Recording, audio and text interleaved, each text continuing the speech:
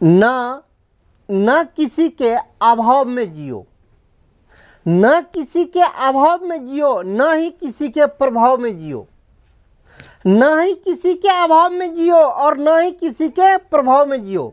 ये जिंदगी आपकी निजी है, ये जिंदगी आपकी निजी है, बस आप अपने मस्त स्वभाव में जियो। मैं इंजीनियर अखिलेश कुमार। आज के क्लास में अपने लोग एक न्यू चैप्टर पढ़ने वाले हैं। कौन सा चैप्टर? चैप्टर होगा डिटर्मिनेंट्स अर्थात सारणिक। आज का यह क्लास मुख्य रूप से डिटर्मिनेंट्स पर ही आधारित होगा। आज अपने लोग इस डिटर्मिनेंट्स के बेसिक कंसेप्ट के बारे में जानेंगे। आखिर डिटर्मिनेंट्स क्यों पढ़ते हैं, होता क्या है, इसको पढ़ने से क्या फ़ायदा है, हमारे व्यवहारिक जीवन में इसका क्या उपयोग है, इस डिटर्मिनेंट्स को आज विस्तृत रूप से जानेंगे। इससे पहले अभी अपने लोग तुरंत एक चैप्टर खत्म किए थे। कौन सा चैप्टर? मैट्रिक्स। इससे पहले मैट्रिक्स पढ़े थे।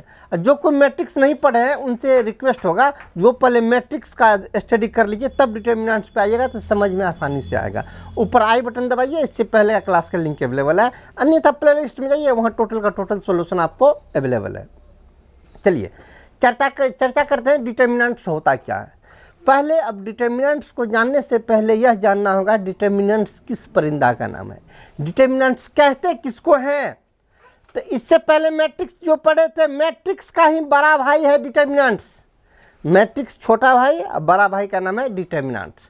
तो छोटा भाई को तो पढ़ लिए हैं, अब अपने लोग को क्या पढ़ना है? अब अपने लोग को बड़ा भाई के बारे में स्टडी करना है। बड़ा भाई डेट मीन्स क्या? अपने लोग को अब डिटर्मिनेंट्स पढ़ना है। इससे पहले मैट्रिक्स पढ़े थे, उस पर थोड़ा सा चर्चा कर लेते हैं। मैट्रिक्स क्या होता था? मैट्रिक्स में क्या होता था? रो होता था, कॉलम होता था, उसका कुछ एलिमेंट्स होता था, यही होता था मैट्रिक्स। भिन्न भिन्न प्रकार का मैट्रिक्स होता था। तो इसमें अपने लोग को भिन्न नहीं, इसमें बस एक ही प्रकार का मैट्रिक्स को विस्तृत रूप से जानेंगे। वो मैट्रिक्स इसका स्क्वायर मैट्रिक्स, वर्ग आव्यूह के बारे में चर्चा कर रहे हैं। वर्ग आव्यूह क्या? जिसमें रो और कॉलम की संख्या बराबर होती है उसे ही कहते हैं वर्ग आव्यूह। जैसे कि एक एग्जांपल लेते हैं, एक मैट्रिक्स का एग्जांपल लेते हैं, मैट्रिक्स ए। एक मैट्रिक्स लेते हैं, इस मैट्रिक्स में रखते हैं 10, 15, 20, 25। जरा गौर से देखिएगा, यह एक मैट्रिक्स है। इस मैट्रिक्स में ये 10, 15, 20, 25 क्या है? तो कहिएगा ऊपर वाला ये दो, ये पहला रो है, ये दूसरा रो है, ये पहला कॉलम है, ये दूसरा कॉलम है। जी सर, ये बात तो जानते हैं, हम भी जानते हैं, लेकिन वो नहीं। इसमें ये 10 जो है, 10 किस चीज़ को इंडिकेट कर रहा है, किस चीज़ को रिप्रेजेंट कर रहा है? तो इस टाइप का एक आध सवाल बनाए थे अपने लोग लास्ट में जब एप्लीकेशन पढ़ रहे थे मैट्रिक्स का, उसमें पढ़े थे क्या, इस टाइप का एक सवाल आया था। इसमें था ये बुक, जैसे कि एग्जांपल पे रखते हैं बुक, ये हो गया आपका पेन, ये हो गया राम, ये हो गया श्याम। अब बोलिए 10 क्या हो गया? 10 हो गया राम के पास बुक की संख्या 10। ये 15 क्या है? 15 राम के पास पेन की संख्या 15। ये 25 क्या है? श्याम के पास पेन की संख्या 25। ये 20 क्या है? तो श्याम के पास बुक की संख्या है 20। तो हम खलिया 20 बोलते हैं, तो खलिया 20 अर्थात खलिया 20 बोलने से काम नहीं चलेगा। 20 बुक, ठीक ना। अपने लोग कर क्या रहे थे, ये मैट्रिक्स का एप्लीकेशन जो है ना, मैट्रिक्स का कैलकुलेशन कर रहे थे, तो इसका यूनिट नहीं लगाते थे, केवल संख्या लेके काम चला लेते थे, ठीक ना। तो आज अपने लोग को ये हो गया मैट्रिक्स। इस मैट्रिक्स में ये खलिया 10 लिखना गलत है, अनुचित है। बढ़िया से इसको फ्रेश से लिखेंगे 10 बुक, 20 बुक, 15 पेन, ये भी पेन। अब हुआ मैट्रिक्स। इससे पहले मैट्रिक्स नहीं था, अब ये मैट्रिक्स बना, original matrix. 10 book, 15 pen, 20 book, 25 pen. तो ये हुआ है मैट्रिक्स। आज मैट्रिक्स तो पढ़ना नहीं, पढ़ना है डिटर्मिनेंट्स। अब चलते हैं डिफिनेशन पे। डिटर्मिनेंट्स का डिफिनेशन क्या होता है? तो कोई भी मैट्रिक्स हो, किसी भी मैट्रिक्स, चाहे ये मैट्रिक्स हो कि जो मैट्रिक्स हो, किसी भी मैट्रिक्स के संगत, इसी मैट्रिक्स के संगत इसका सिर्फ संख्या ले लीजिए। ये बुक पेन को हटाकर सिर्फ इसका संख्या ले लीजिए। किसी भी वर्ग आव्यूह के संगत संख्यात्मक मान को लीजिए। केवल संख्यात्मक मान को लीजिएगा तो लीजिएगा 10, 15, 20, 25, ठीक ना। किसी भी मैट्रिक्स के संगत संख्यात्मक मान को लिए तो ये संख्यात्मक मान को कहते हैं डिटर्मिनेंट्स, इसी को कहते हैं डिटर्मिनेंट्स। बात समझ गए? डिटर्मिनेंट्स किसको कहते हैं? डिफिनेशन लिख लिए, मिला लीजिए क्या है डिफिनेशन। प्रत्येक वर्ग आव्यूह के संगत संख्या, प्रत्येक वर्ग आव्यूह के संगत एक संख्या होता है जो उस मैट्रिक्स का डिटर्मिनेंट्स कहलाता है। अर्थात यह एक वर्ग आव्यूह है, इस वर्ग आव्यूह में प्रत्येक एलिमेंट में कुछ कुछ संख्या है, इस सब संख्या को अलग छांट लिए तो ये क्या कहलाएगा? डिटर्मिनेंट। किसका डिटर्मिनेंट्स? तो मैट्रिक्स ए का डिटर्मिनेंट्स ये होता है। अब चलिए ये मैट्रिक्स और डिटर्मिनेंट्स में क्या डिफरेंट है।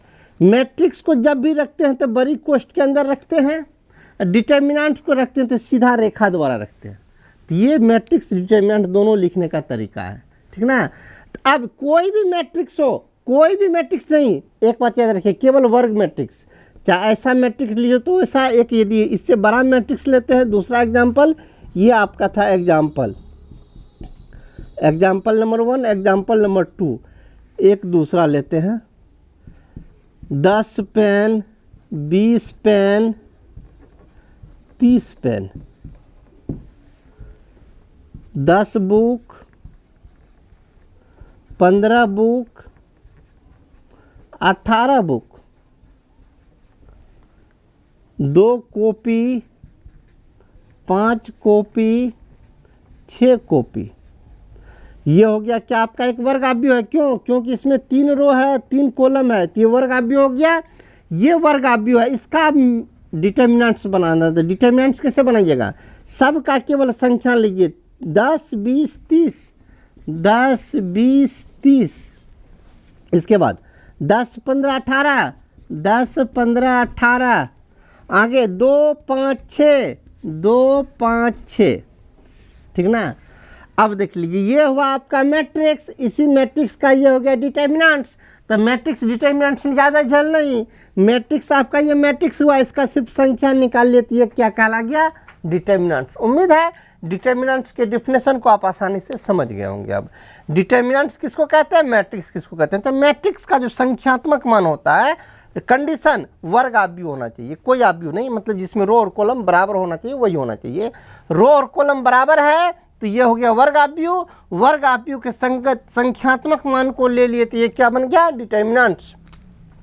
डिटर्मिनेंट्स को ये सिर्फ 2 लकीर रखते हैं, इसी के द्वारा सूचित करते हैं।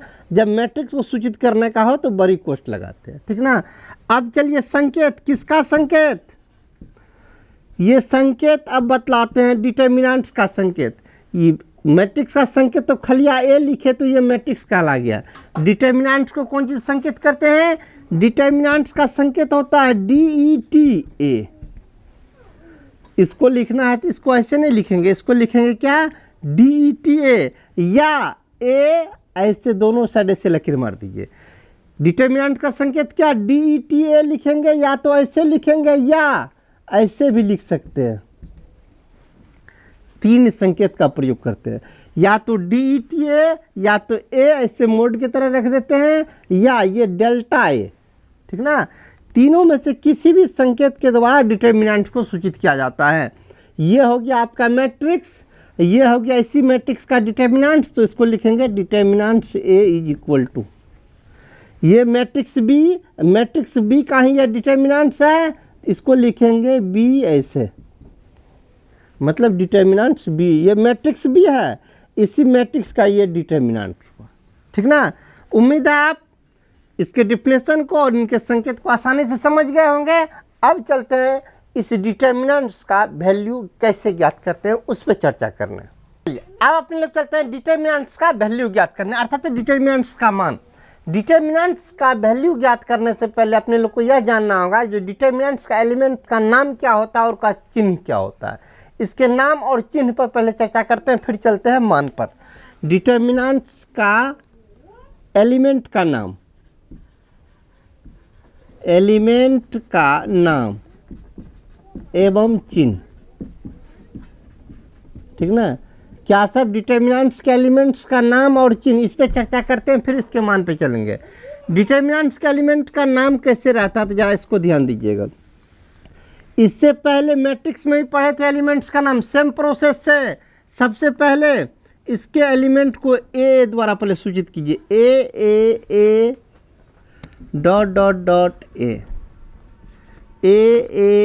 Dot dot A dot dot A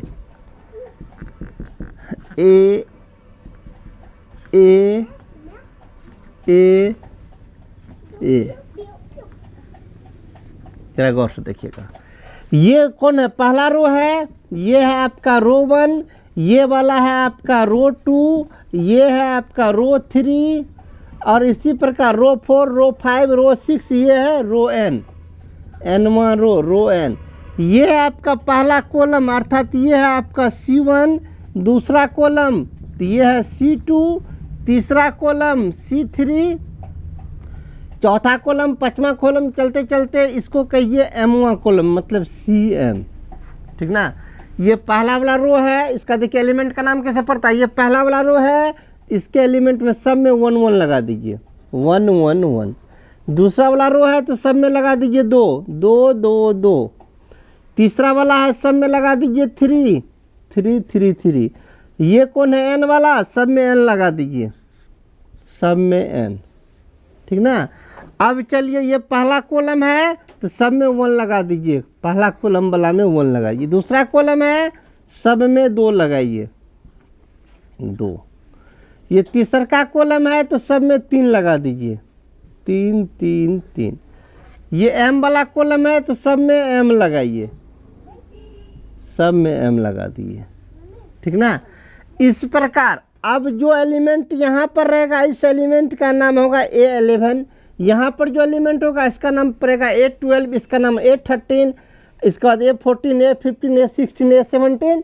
दूसरा वाला रो में स्टार्ट होगा तो उसका नाम होगा A21, A22, A23, A24, A25। इसी प्रकार सबका नाम चलेगा, ठीक ना। इसको जानने के लिए एक एग्जाम्पल लेते हैं हम, इसी सेट एग्जाम्पल लेते हैं। एग्जाम्पल को आप मत नोट कीजिएगा, इतना कोई नोट कीजिएगा, हम सिर्फ आपको एक ट्राई करवा रहे हैं एक एग्जाम्पल के द्वारा।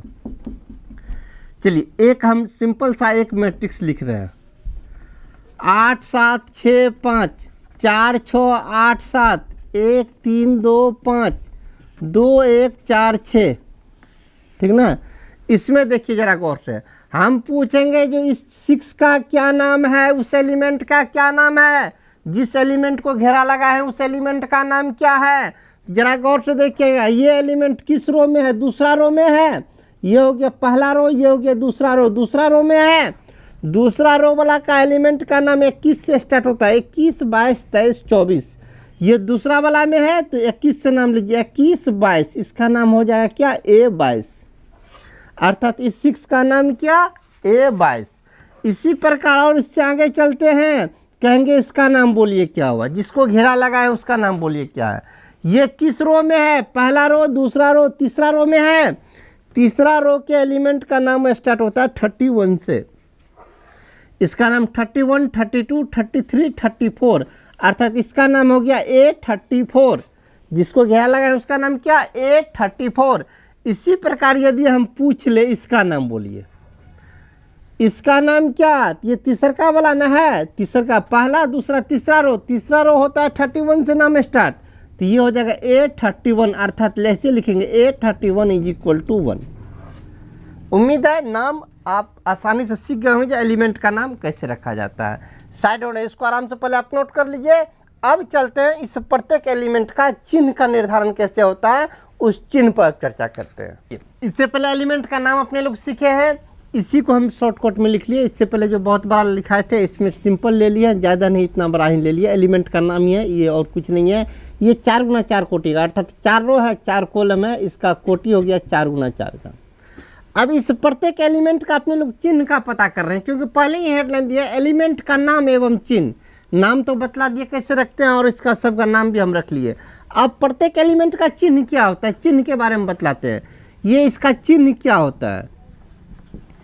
एलिमेंट का चिन्ह होता है किसी भी एलिमेंट का चिन्ह, एलिमेंट का चिन्ह = किसका? एलिमेंट, एलिमेंट मतलब क्या? Aij, Aij का चिन्ह बराबर, इसको ऐसे लिखिए। एलिमेंट, एलिमेंट मतलब Aij, Aij का चिन्ह। ए आई जे का चिन्ह होता है -1 पे पावर आई प्लस जे, ठीक ना। चिन्ह का यही एक फार्मूला होता है, क्या? किसी भी एलिमेंट का चिन्ह क्या होता है? -1 का पावर आई प्लस जे। आई और जे को जोड़ दीजिए, -1 का पावर दे दीजिए, वही हो जाएगा उसका चिन्ह। जैसे इस सब एलिमेंट का हम चिन्ह यहाँ पे लिखते हैं, सबका चिन्ह, सब एलिमेंट का चिन्ह हम उस साइड लिख रहे हैं। देखिए चिन्ह का निर्धारण कैसे होता है, इनको जरा गौर से देखिएगा। ये है कितना? 11 मतलब आई का वैल्यू 1, जे का वैल्यू 1। चिन्ह कैसे कितना होगा? तो -1 का पावर आई जे दोनों को जोड़िए, इन दोनों को 1 2 हो गया, -1 का पावर 2 दीजिए, -1 का पावर 2, तो -1 का पावर 2 तो +1, तो इस एलिमेंट का चिन्ह हो गया प्लस। इस एलिमेंट का चिन्ह निकालिए, ये 12 का चिन्ह निकालिए, तो क्या पड़ेगा? -1 पे पावर आई प्लस जे, -1 का पावर आई प्लस जे, दोनों को जोड़िए, 2 1 3, -1 का पावर 3, -1 का पावर 3 इज इक्वल टू -1, अर्थात क्या इसका चिन्ह होगा? माइनस ही होगा। अब इसका चिन्ह निकालिएगा, इसका चिन्ह कितना? इसका चिन्ह निकलेगा -1 का पावर 3 1 4, -1 का पावर 4। माइंड में एडजस्ट कीजिएगा, पावर जब सम हो तो चिन्ह जो होता है प्लस होता है, पावर जब विषम हो तो चिन्ह माइनस होता है। जैसे यहाँ पावर था सम तो चिन्ह प्लस, पावर सम चिन्ह प्लस, पावर इसका माइनस तो चिन्ह हो गया इसका माइनस। पावर यदि सम संख्या हो तो चिन्ह प्लस में जाता है, पावर यदि विषम संख्या हो तो चिन्ह माइनस में जाता है। इन दोनों को जोड़िए, कितना हो गया? 3 1 4, 3 1 4 पावर सम हो गया तो ये चला जाएगा प्लस में। इन दोनों को जोड़िए, 4 1 5 माइनस विषम संख्या तो माइनस में। इनका चिन्ह बोलिए क्या हो जाएगा? 2 1 3, 2 1 3 विषम संख्या तो माइनस। इसका चिन्ह 2 2 4 सम संख्या प्लस। इसका चिन्ह 3 2 5 विषम संख्या माइनस। इसका चिन्ह 4 2 6 प्लस, ठीक ना। अब आगे इसका चिन्ह 3 1 4 प्लस, 3 2 5 विषम संख्या माइनस, 3 3 6 सम संख्या प्लस, 4 3 7 माइनस। इसका चिन्ह 4 1 5 प्लस, 4 1 5 प्लस का है, 5 है विषम संख्या माइनस, 4 2 6 प्लस, 4 3 7 माइनस, 4 4 8 प्लस, ठीक ना। अर्थात कहने का अर्थ ये चिन्ह का यही एक फार्मूला है, क्या? -1 का पावर आई जे दोनों को जोड़ दीजिए, -1 का पावर दे दीजिए, वही उसका चिन्ह हुआ। यदि इसको याद रखने में ज़्यादा आपको कठिनाई हो रहा है, ज़्यादा झेल पैदा हो रहा है, तो सिंपल सा याद रखिए, माइंड में एडजस्ट कीजिए। पहला वाला चिन्ह प्लस होता है, पहला वाला को प्लस दीजिए, उसके बाद 1 -1 प्लस 1 -1 प्लस, चलते रहिए जहाँ तक जा सकते हैं।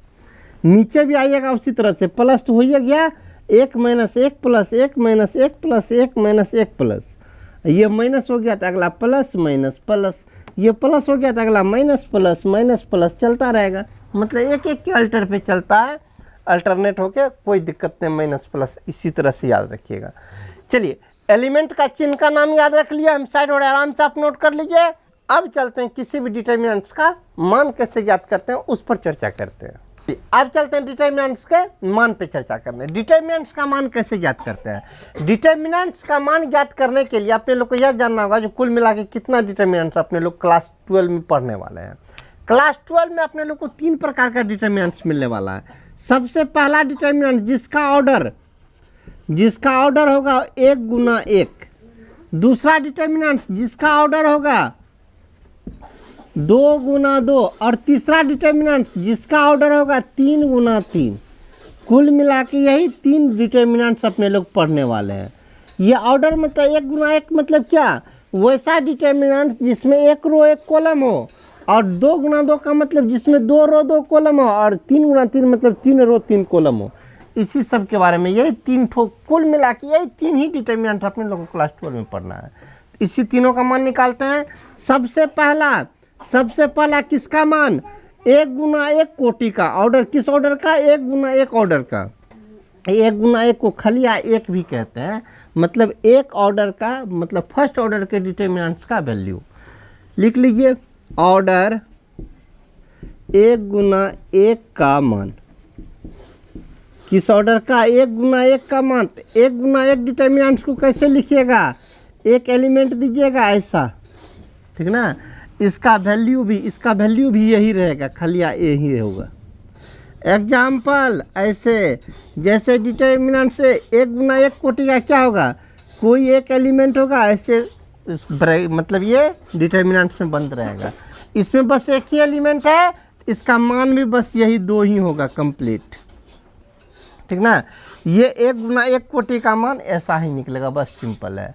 अब इसमें मुख्य रूप से काम स्टार्ट होता है 2 गुना 2 कोटि से। आइए इसको तो पहले आप नोट कर लीजिएगा। अब चलते हैं दूसरा स्थिति, किस स्थिति में, 2 गुना 2 कोटि का। इसका वैल्यू कैसे ज्ञात करते हैं 2 गुना 2 कोटि का, इसका आपका डिटर्मिनेंट्स ऐसा रहेगा, A11 A12 A21 A22, ये हुआ आपका 2 गुना 2 कोटि का डिटर्मिनेंट्स। इसका मान कैसे निकालेंगे, इसका मान डिटर्मिनेंट्स के वैल्यू को ऐसे लिखिए, determinants A is equal to, इसका मान निकालने के लिए आपको इन दोनों को गुना करना होगा, क्रॉस, इन दोनों को आपस में गुना कीजिए, इन दोनों को आपस में गुना कीजिए, घटा लीजिए। अर्थात किनको किनको गुना करना होगा, A11 into A22 minus A21 into A12, यही हो गया आपका डिटर्मिनेंट्स का वैल्यू। किस डिटर्मिनेंट्स का वैल्यू, 2 गुना 2 कोटि का डिटर्मिनेंट्स का मान। तो यहाँ पे हेडलाइन बदलिए, क्या, ऑर्डर 2 गुना 2 का मान, किस ऑर्डर का मान, 2 गुना 2 कोटि का मान। इसका वैल्यू कैसे निकाले, तो इन दोनों को आपस में गुना किए, इन दोनों को आपस में गुना किए, घटा लिए। चलिए इसका एक एग्जाम्पल लेते हैं, जैसे determinants A is equal to 5 8 7 6, इसका कहेंगे वैल्यू निकालिए। तो कैसे वैल्यू निकालिएगा डिटर्मिनेंट्स का वैल्यू, इन दोनों को कोना कोने गुना कीजिए, 5 6 के 30 माइनस 8 7 56, घटा के बोल लीजिए कितना हो गया, -26, इसका वैल्यू हो गया -26। सिंपल, ज़्यादा झेल नहीं और ज़्यादा कोई टेंशन नहीं, सिंपल सा, उम्मीद है आप भी समझ गए होंगे। कभी भी 2 गुना 2 कोटि का डिटर्मिनेंट्स का वैल्यू का ज्ञात करने के लिए तो पहले इन दोनों को गुना कीजिएगा, गुना कर लिए, उसके बाद माइनस, उसके बाद इन दोनों को गुना कीजिएगा, गुना कर लिए, घटा दीजिए, जो आपका आंसर हुआ वही उसका आंसर हो गया। चलिए यहाँ तक तो आपको बहुत सुविधा बुझाया, क्या, 1 गुना 1 कोटि का मान, इसमें तो कुछ नहीं करना पड़ा, जो था वही आपका आंसर ये हुआ। 2 गुना 2 कोटि में थोड़ा सा टेंशन हुआ, क्या, कोना कोनी गुना करके घटाना पड़ा, थोड़ा सा दिक्कत हुआ। अब मुख्य दिक्कत या मुख्य बात तो इसका ये है 3 गुना 3 कोटि का, इसका मान कैसे ज्ञात करते हैं, तो इसको हटाते हैं, आगे देखिए 3 गुना 3 कोटि का वैल्यू। अब चलते हैं 3 गुना 3 कोटि का मान कैसे निकालते हैं, उस पर चर्चा करने। चलिए एक डिटर्मिनेंट्स लीजिए 3 गुना 3 कोटि का, तो ये हो गया 11 12 13, A21 22 23, A31 32 33, इसका मान निकालना। इसका मान कैसे निकालेंगे, इनके मान को जरा गौर से समझिएगा, माथा को एकाग्र करके समझिएगा, आसानी से समझ में आ जाएगा। इसका मान यदि ज्ञात करेंगे तो इसका मान कैसे ज्ञात करते हैं, इसमें सबसे पहले इस एलिमेंट को किसी, मतलब देखिए होता क्या, इसमें इसका मान कुल मिला के 9 विधि से आप ज्ञात कर सकते हैं। 9 विधि, कैसे 9 विधि, तो ये हो गया आपका रो 1 के सापेक्ष भी प्रसारित करके मान ज्ञात कर सकते हैं, रो 2 के सापेक्ष भी प्रसारित करके मान ज्ञात कीजिएगा, रो 3 के भी सापेक्ष, कुल मिला के 3 इधर प्रोसेस, 3 इधर, कॉलम 1 कॉलम 2 कॉलम 3, कुल मिला के 3 3 6 9 नहीं 6 प्रोसेस इसका मान ज्ञात कर सकते हैं, और 6 मान वही होगा, सब मान बराबर ही होगा। इसमें सबसे पहले अपने लोग इसका मान ज्ञात कर रहे हैं किनके सापेक्ष, तो ये रो 1 के सापेक्ष प्रसारित कर रहे हैं, तो यहाँ पे लिख देंगे रो 1 के सापेक्ष प्रसारित, रो 1 के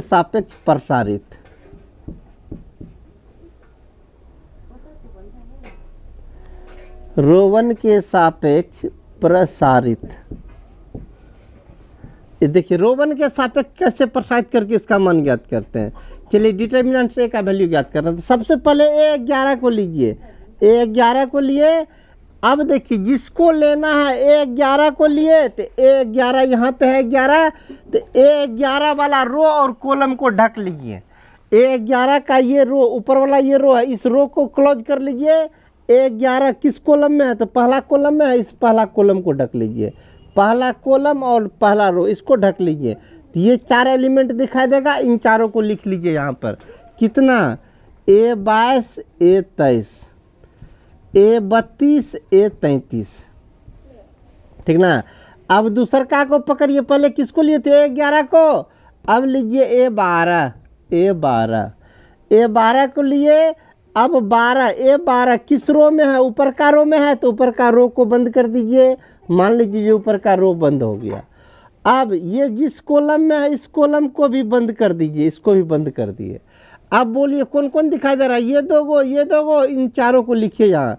A21 A23 इधर A31 A33, ठीक ना। अब चलिए किसको लिए, पहले A11 को लिए थे, उसके बाद A12 लिए, इसके बाद लीजिए A13 को लीजिएगा, इसको लीजिएगा। तो A13 में किनको ढकना पड़ेगा, A13 जिस रो में है, A13 ऊपर का रो में है, तो ऊपर का रो को बंद कर दीजिए। A13 इस कॉलम में है, तो इस कॉलम को भी बंद कर दीजिए। ये 4 को दिखा दिया, इन चारों को लिखिए।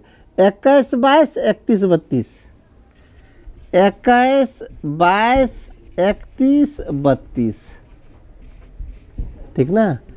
अब देखिए इतना तो पहले कर लिया। अब इसमें A11 का चिन्ह बोलिए क्या होता है। A11 का चिन्ह इससे पहले जो चिन्ह बतलाए थे, A11 1 1 2 सम संख्या है, 1 1 2 सम संख्या है, तो इसका चिन्ह प्लस होता है। प्लस वाले को लिखते नहीं है, छोड़ दीजिए। अगला A12 का चिन्ह क्या जोड़िए, 2 1 3 विषम संख्या, तो इसका चिन्ह होता है माइनस, तो यहाँ पे रखना होगा माइनस। इसका A13 का चिन्ह क्या, 3 1 4 प्लस, तो यहाँ पे रखना होगा प्लस। अब चलिए आगे, अभी तक नहीं मान निकला है, अब मान निकलेगा। डिटर्मिनेंट्स A = A11 को बाहर में रहने दीजिए। इसका मान ये हो गया। अब 2 × 2 कोटि का मान, इसका मान जैसे निकालते थे उसी प्रकार से निकालना है।